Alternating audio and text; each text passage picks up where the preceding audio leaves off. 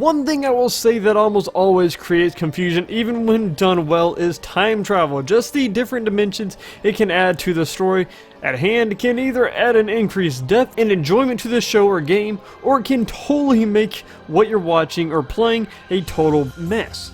And luckily today we have an anime that tackles the idea of time travel and creates one of the best science fiction animes, or maybe shows, out there, and its name is Steins. The show starts out with a mad scientist, Hoin Kiyoma, aka Okabe, who more tries to act mad rather than actually being it. But he has this sort of obsession with time travel, to which he spends countless hours and days studying it and finding out how to make it work, and along with a group of friends who formed this very organized lab inside an apartment complex, they end up actually creating a time machine out of a microwave.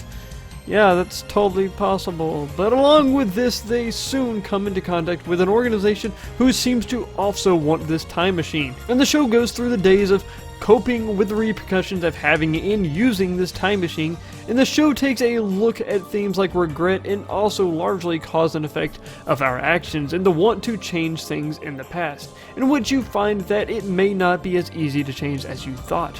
And with this theme, you get to see how Okabe handles regretful decisions he may have made. But the strongest part of the show is how it handles time travel and the story at the same time, creating tension especially at the latter half of the show, where it keeps you enthralled and wondering what will happen next, and also creating some very emotional and other intertwined arc, and a decent end, where a lot of the shows with complex stories, especially with time travel, have trouble ending well. But it does still have a few holes that doesn't really affect the enjoyment of the show as a whole. And even with the strongly written story, there are a few things that I know have turned people off to the show. And first off, well, the pacing at the beginning, depending on how much you are interested in science fiction, will vary from about episode 1 to 11. If you don't care for sciencey stuff at all, you might be like, why the hell am I watching a slice of life? Oh wait, something's happening. Oh wait, nope, never mind.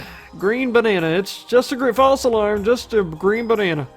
And I know people that have had trouble getting into it until episode 11. Then I've had friends that said it picked up in episode 5, and then some that say they were enthralled right from the beginning. So just be wary. For a lot of people, pacing is a little slow at the beginning, but once it gets to about episode 11, the gauntlet drops and it will come down heavy. And for me, I was addicted and binged it to the end from that point. One small thing also, the show is based off an extremely popular VN, also called Steins. So like the other VM based animes, you can clearly see those points that the VM come into play, especially in the second half of the show. And to me, I didn't mind it. I don't really care for the VM parts of it. It doesn't affect my enjoyment too much. But I feel like some people might find those points a little too obvious and predictable once it gets there. But hey, you get to go on a date. What's wrong with that? But at the end, if you are one of those kids that are like 3 episodes, and if you're not hooked, then you're out of there, then well, you may not like this show that much, or you may have a hard time getting into it. Also, if you don't like VN aspects in your shows, that may also affect your willingness to watch this. But otherwise, to me, this is one of the most well-handled time travel stories out there, with a strong emotional moments and a ton of tension, and overall complex story and ending that's satisfying and enjoyable to watch. A problem that shows with time travel have is whether the character development that happens actually has meaning in the end, because if one person goes back in time, then the other people who don't travel too won't have that development from the time before. But the way they use time travel here is actually keeps most of the development intact, and for the most part the cast to accompany the show is good, with only a few hiccups. But the big stars being the mad scientist Hoin Kiyoma, who, like I said, has the idea that he wants to be a mad scientist, even does things that would make one think he is insane, like talking into his phone even when nobody else is on the other line. But as the show progresses, we get to see him become a lot more grounded, even though earlier on you can tell that he is more grounded than he may want to let on. And by the end, he's almost a brand new person, and to add on to that, he's just entertaining and funny to watch, while some people might find him a little over the top, but I found enjoyment in watching him.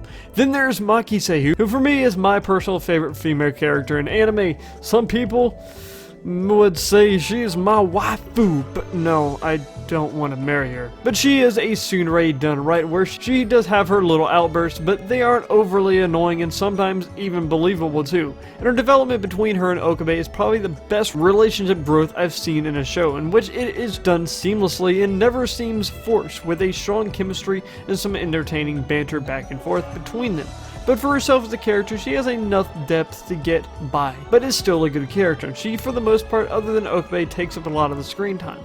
But past them, we have many different characters, with some getting more development than others, like Tsubasi, who for a lot of the show is just kind of in the background, but gets her time to shine from the middle part to the end of the show. But some may find Miss annoying. One, because she does that every time she enters a room or comes to see anybody. And overall, she as a character doesn't seem to do much overall for the narrative, other than being a certain motivation for Okabe later on. And also only being that cute little girl a lot of the times. And for me, I liked her. She does have her background story somewhat, but others may have a hard time with who she is as a character. And there are a few other characters that seem to also just be there to fill in the spots for the VN aspects of the game, too. But you may again find the development that they do take in their short little arc appealing. But in the end, the entire cast of characters isn't perfect, but the relationship between a lot of the characters, especially Okabe and Makise, and the development of a few others really carry the show to the end. White Fox Studios hasn't actually worked on that many shows, with only Devil's a Part-Timer and Katana Gatari and a few others under their belt. And you might expect some decent art and animation to go along with this show, and it pretty much gives you that. But art-wise, it has a unique character design and atmosphere that is built by a lot of lighting and a lot of glow, with subdued colors, especially during the daytime. And for me personally, I liked it, but it wasn't the most beautiful thing I've ever seen in a show. But it did make a good atmosphere, and animation-wise, it's slightly above average, but the show doesn't have many areas in which it really needs fast-paced animation or great animation. By the time the tension is building in the art and animation, it does ramp up some, and also the active time traveling for me, I thought looked pretty cool with some Latin going around. Music-wise, it isn't the most ambitious and awe-inspiring OST in the world, but it fits the show and what it needs.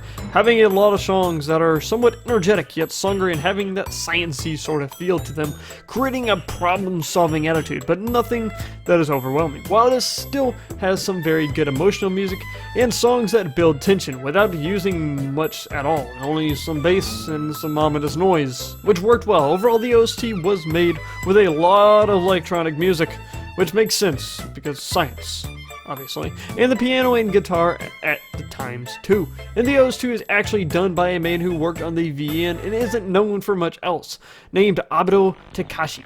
As for the OP and ending, the opening on one hand is energetic and honestly pretty damn good, with largely electronic music and having an animation that is pretty energetic and filled with the giant wheels. Yes, beautiful wheels. And it goes through the characters of the show, showing multiple copies of each person relating to, as you could figure out, time travel, because they go at different timelines, different people, you get it. But there is one main ending song with another song near the end, but the main one is slow and sort of ominous sound, and the animation to follow has shattered glass floating and a clock in the background. And overall, the animation and art aren't the highest quality in the world, but it fits what it needed to do and creates a good atmosphere. And does have some bright spots along the way, and about the same going for the music too, with the main opening being the biggest bright spot.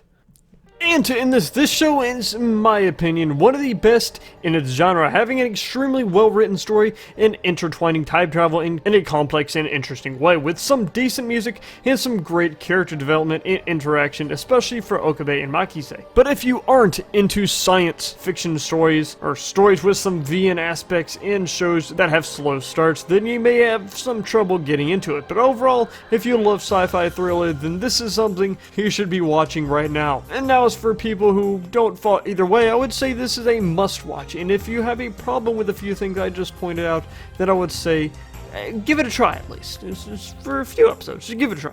Also, if you would like some other suggestions for similar shows, then I would take a look at Erased. While it's not exactly sci-fi, it is in some ways similar to the feeling of Steins Gate when watching. Also Ghost in the Shell, which is a very popular sci-fi thriller, and then Mirai Nikki, which is a little more action-based but still has some type of time and space manipulation aspects to it. And that is it for my review of Steins Gate. Let me know if you plan on watching it now or what you thought of it if you've already seen it. And also let me know if there's a show you would like for me to review. And yep, my name's Arking Keyblade and I will see you all in the next video. Peace out. Son of a bitch!